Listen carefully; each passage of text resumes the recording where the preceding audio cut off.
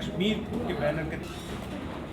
पहली बात जो मैं कहना चाहता हूँ आपसे कि ये आज की प्रेस कॉन्फ्रेंस एक ऐसे माहौल में हो रही है जहाँ पे हमारे कैंप्स में सरकार ने बिजली फीस के लिए पावर बंद कर दिया था और वहाँ पे डेमोन्स्ट्रेशन चल रही है। तो इस सरकार की संवेदनशीलता उन लोगों के प्रति जो सबसे ज़्यादा सफ़र किए हुए हैं उनके प्रति क्या है वो आपके सामने। ऐसे माहौल में ये प्रेस कॉन्फ्रेंस हो रही है। तो मैं 2-3 बातें कहना चाहता हूँ। पहली बात मैं कहना चाहता हूँ कि जो ये हर दिन हम सुन रहे हैं कि हालात इतने ठीक हो गए हैं, हालात इतने नॉर्मल हो गए हैं, हमने आतंकवाद के खिलाफ फाइनल विक्ट्री जीत ली है, विक्ट्री ले ली है, ये बातें हैं हमको लगता है कि भाई ये सेल्फ बैटिंग वाली बातें हैं, अपने आप को खुद थपकी देने वाली बात है। आपके ध्यान में खुद ही है कि अभी हाल ही में कश्मीर घाटी में दीपू मारा गया, एक लेबरर है और उसका परिवार जो उस पर डिपेंडेंट था वो इस वक्त पता नहीं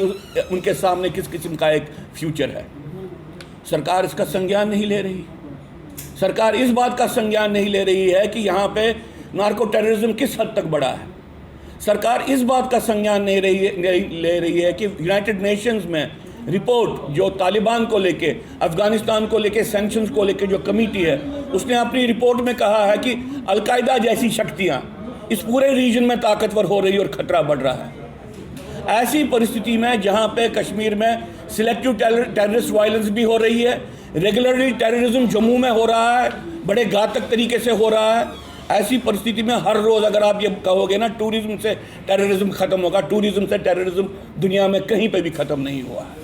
और ऐसी डेवलपमेंटल प्रोसेस, जिस डेवलपमेंटल प्रोसेस से अल्टीमेटली उन एरियाज़ को आप नरिश करते हैं जहाँ से टेररिज्म निकलता है, ये डेवलपमेंटल प्रोसेस और सपोर्ट स्ट्रक्चर टेररिज्म का बनती है। हम सरकार से निवेदन करते हैं कि 2-3 बातें आप ध्यान में लाइए। पहली बात, जीनोसाइडल वायलेंस के खतरे बड़े हैं, इसका ख्याल रखें। दूसरी बात जो हम कहना चाहते हैं सरकार से, जो ये जिस तरीके का वो प्रोपेगेंडा कर रहे हैं अपनी सक्सेस के बारे में, उससे वल्नरेबिलिटी बढ़ रही है सॉफ्ट टारगेट्स की।